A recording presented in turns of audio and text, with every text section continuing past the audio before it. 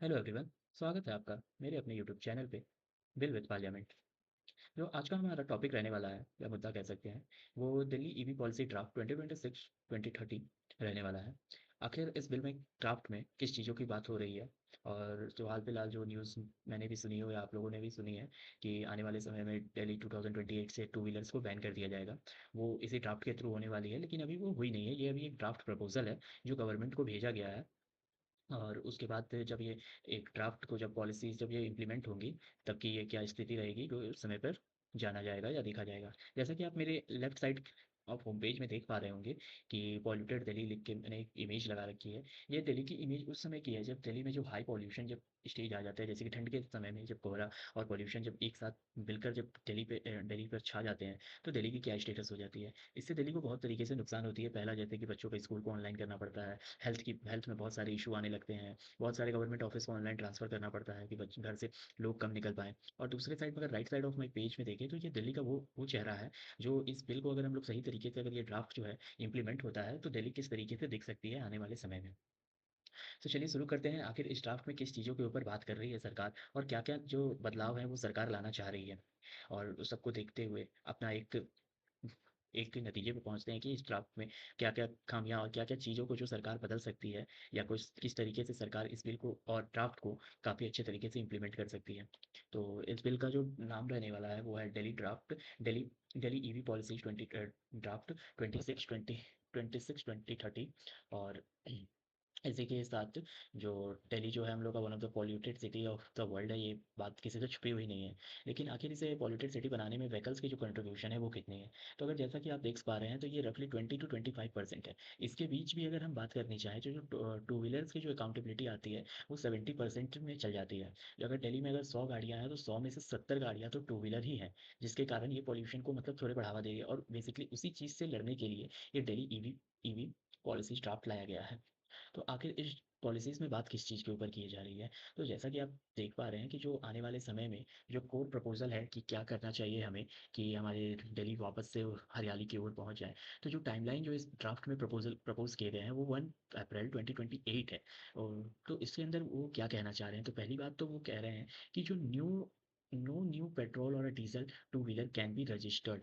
Basically क्या हो रही है, सिंपल भाषा में समझिए, हर एक गाड़ी खरीदने के बाद उसका एक रजिस्ट्रेशन होता है जो गवर्नमेंट के द्वारा की जाती है। तो यहाँ पर वो बात कहा जा रहा है कि 2028 के बाद, 1 अप्रैल 2028 के बाद जो भी टू व्हीलर्स जो पेट्रोल गाड़ी होंगी, जो टू व्हीलर्स बेसिकली डीज़ल गाड़ी तो पेट्रोल में आती नहीं है, तो टू व्हीलर्स में जितने भी पेट्रोल गाड़ी है उसका रजिस्ट्रेशन पे बैन किया जा रहा है कि उसे रजिस्टर्ड नहीं कर सकते। Only electric two wheeler will be allowed. मतलब जो टू व्हीलर इलेक्ट्रिक है, जो इलेक्ट्रिक को प्रमोट करना चाह रही है हमारी गवर्नमेंट इस ड्राफ्ट के थ्रू। तो क्या कहना चाह रही है कि जो जो आपने जो गाड़ी खरीदी है, अगर आप 1 अप्रैल 2028 के बाद कोई भी पेट्रोल गाड़ी खरीदते हैं, तो उसकी रजिस्ट्रेशन नहीं हो सकती। बेसिकली कि क्या है कि रजिस्ट्रेशन किस आप खरीद भी नहीं सकते जब वहाँ दिल्ली में बिकेगी ही नहीं, तो आप खरीद, जब रजिस्ट्रेशन हो ही नहीं सकता, तो आप खरीद कैसे सकते हैं? और आप अगर खरीद भी लेते हैं, तो आपको कोई फ़ायदा होने वाला नहीं है।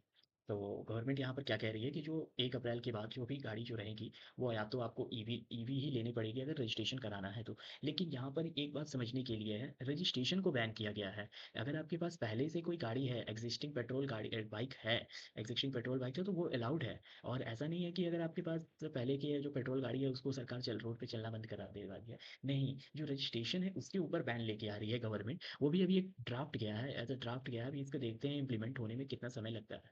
और जो इसका फ़ेजेज़ रहने वाली है कि गवर्नमेंट ने कैसे-कैसे फ़ेजेज़ सोचे हैं कि अगर ये ड्राफ्ट अगर बिल के एक्ट या बिल जो ये ड्राफ्ट है, अगर कल को चल के इम्प्लीमेंट होता है, तो इसके फ़ेजेज़ क्या रहने वाले हैं। तो गवर्नमेंट ने पहली बार एक अच्छी काम किया है कि जो फ़ेज़ 1 में जो जितने भी गवर्नमेंट व्हीकल है, उसके ऊपर इमीडिएट इलेक्ट्रिफ़िकेशन करना चाहिए। ऐसे भी कहावत इंग्लिश में एक लाइन है कि चैरिटी बिगिन्स एट होम। तो इस टाइम शायद गवर्नमेंट उस चीज़ को काफ़ी अच्छे तरीके से फ़ॉलो कर रही है कि पहले वो अपने जितने भी गवर्नमेंट व्हीकल है, उसको इलेक्ट्रिफ़िकेशन कर रही है। और ये काफ़ी अच्छा मूव है जब गवर्नमेंट किसी ऐसे चीज़ को लेकर आती है जो पहले वो खुद के ग्राउंड्स पे उसे यूज़ कर रही है। तो ये एक पब्लिक ट्रस्ट भी बनाता है कि आम आदमी के ऊपर विश्वास भी आएगा कि जब सरकार इस चीज़ को यूज़ कर सकती है, तो हम लोग भी यूज़ कर सकते हैं। जो इसका फेज़ 2 रहने वाला है, जो एग्रीगेटर्स हैं, जो उबर हो गया, ओला हो गया, रैपिडो हो गए और जो डिलीवरी बेस्ड है जैसे कि स्विगी हो गए, स्विगी, आपका ज़ेप्टो, जितने भी डिलीवरी पार्टनर्स हैं उनको भी गवर्नमेंट कह रही है कि 2026 के आखिरी आखिरी तक आपको भी अपने जो जितने भी डिलीवरी पार्टनर्स हैं उनके साथ ईवी पे शिफ्ट होना है। तो ईवी मतलब जितने भी डिलीवरी बाइक्स आप यूज़ करेंगे या जो भी कार यूज़ करेंगे उसमें आपको ईवी पे शिफ्ट होना है। और जो थर्ड फेज़ रहने वाला है, जो मुझे लगता है कि गवर्नमेंट को इस फेज़ में काफ़ी दिक्कतें आ सकती हैं, क्योंकि दिल्ली में अगर आप थ्री व्हीलर्स की जो संख्या देखें तो टू व्हीलर्स के बाद मुझे लगता है कि थ्री व्हीलर्स ही सबसे ज़्यादा है दिल्ली में। जो वहाँ पर काफ़ी मुश्किल भी करते हैं जाम, जो बेसिकली जो ट्रैफिक जैम में जो अगर मेन कॉज़ बताया जाए तो थ्री व्हीलर ही हैं। थ्री व्हीलर्स को या ऑटोज़ को माना जाता है।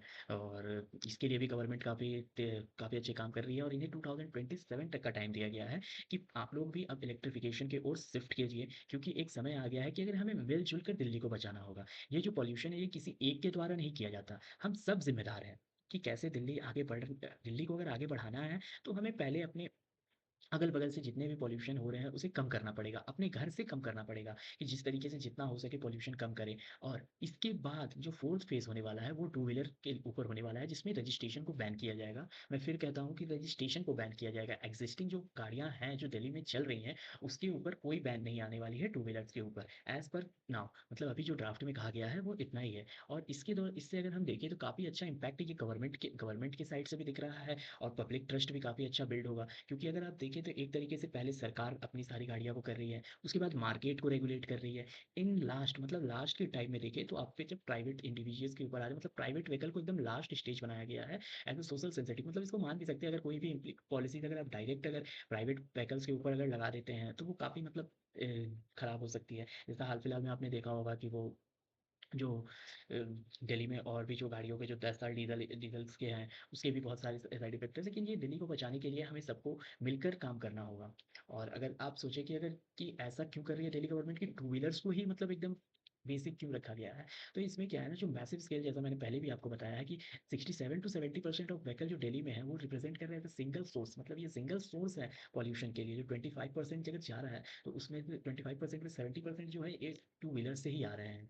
और उसके बाद जो टेक्निकल मैच्योरिटी आ रही है, जैसे हम लोग इलेक्ट्रिफिकेशन की ओर जा रहे हैं, और आज के समय पे अगर हम देखें, जैसे आज डीजल पेट्रोल के जो क्राइसिस अगर इंडिया में आती है, तो उस समय पे हमें ये काफ़ी अच्छा, मतलब आज से ही सरकार अगर इस ओर कदम बढ़ा रही है कि हम पहले से ही रेडी रहते हैं, अगर इन फ्यूचर अगर कोई भी ऐसी दिक्कत आती है हमें डीजल पेट्रोल की क्राइसिस के लिए, तो इलेक्ट्रिफिकेशन अगर आज से हम शुरू कर देते हैं, तो काफ़ी ये अच्छा रहेगा। और पहला बात है ये कि ये चीप हो गई है, मतलब आज के समय में इलेक्ट्रॉनिकल आइटम्स जो भी हो गए हैं, एडवांस भी हो गए हैं, काफ़ी अफोर्डेबल हो गए हैं। और जब देखा जाए तो आइडियल यूजेस भी है। और अगर एक टू व्हीलर्स के लिए आप बेसिकली अगर डेली में ट्रैवल करते हैं, तो शॉर्ट डिस्टेंस से सिटी, मतलब सिटी के अंदर ही घूमना है, तो बेसिकली ऑन एन एवरेज अगर आप एक दिन में 100 किलोमीटर भी घूमते हैं, तो EV bikes are quite good in for that. अगर आपको एक दिन में 100 किलोमीटर ही घूमना है अगर एक दिन में, तो ईवी आज के टाइम में 200 से 250 के रेंज पे आ रही है। और इसी की बात अगर हम कार पे करते हैं, तो कार में वो रेंजेस अगर 300 400 भी रहती हैं, तो वो एक कफ़ायत नहीं माना जा सकती, क्योंकि अगर एक कार आप रखते हैं तो आपको कहीं लॉन्ग डिस्टेंस पे जाना है, तो ये आप नहीं सोच सकते कि मुझे ईवी के, या अगर ईवी ले रहा हूँ और मुझे कहीं पर जाना पड़ा, तो फिर वो दिक्कतें होने लगती हैं।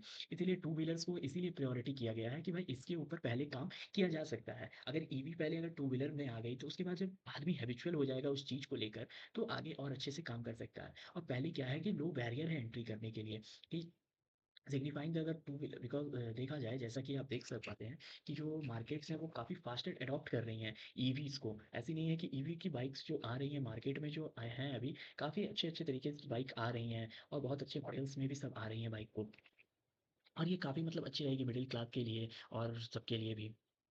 और अगर लास्ट में देखा जाए, तो हर एक चीज़ का अगर बेनिफिट आपको कहाँ से मिल रहा है, ठीक है, मैं एक ईवी बाइक ले लेता हूँ, लेकिन उसके लिए सरकार मुझे क्या देगी? मतलब सरकार एक तरीके से मतलब स्कीम्स के थ्रू क्या देगी? जैसा कि सबसे मेन तो अगर आज के टाइम में देखा जाए, तो एक मिडिल क्लास के लिए है वही इसकी सेविंग। उसको जहाँ से सेविंग होगी वो वहाँ पर जाना क प्रयास करता है। तो इसके लिए गवर्नमेंट ने क्या किया है, जो पहले जो लग्ज़रियस गाड़ी पे जो सब्सिडीज़ दी जाती थी, जो अगर आप लग्ज़रियस गाड़ी क्या कहते हैं, पहले जो ईवीज़ गाड़ी पे जो वो दिए सब्सिडीज़ दी जाती थी, लेकिन उसे इस ड्राफ्ट में गवर्नमेंट ने कहा है कि नो लग्ज़रियस सब्सिडी। मतलब अगर आपकी गाड़ी की वैल्यू 30 लाख से ऊपर है, फोर व्हीलर्स की बात हो रही है, कि अगर 30 लाख से ऊपर है, तो गवर्नमेंट उसपे सब्सिडीज़ नहीं देगी। क्योंकि अगर बेसिकली अगर आप 30 लाख से ऊपर की गाड़ी अफ़ोर्ड कर सकते हैं, तो आपको 1 डेढ़ लाख रुपया सब्सिडीज़ की अगर नहीं भी बचती है, तो आपको उससे कोई फ़र्क नहीं पड़ता। जो इंसान मर्सिडीज़, बीएमडब्ल्यू ऑफ ईवी का अफ़ोर्ड कर सकता है, उन्हें 1 डेढ़ लाख रुपए से कोई फ़र्क नहीं पड़ता। तो गवर्नमेंट ने ये इनिशिएटिव काफ़ी अच्छा लिया है कि यहाँ पर वो फंड सेव करेगी, और इसी फंड को वो यूज़ करेगी कि टू व्हीलर्स और थ्री व्हीलर्स में कि कैसे उस तरीके उधर सब्सिडीज़ दे सके गवर्नमेंट। इसमें बहुत सारे रोड टैक्स को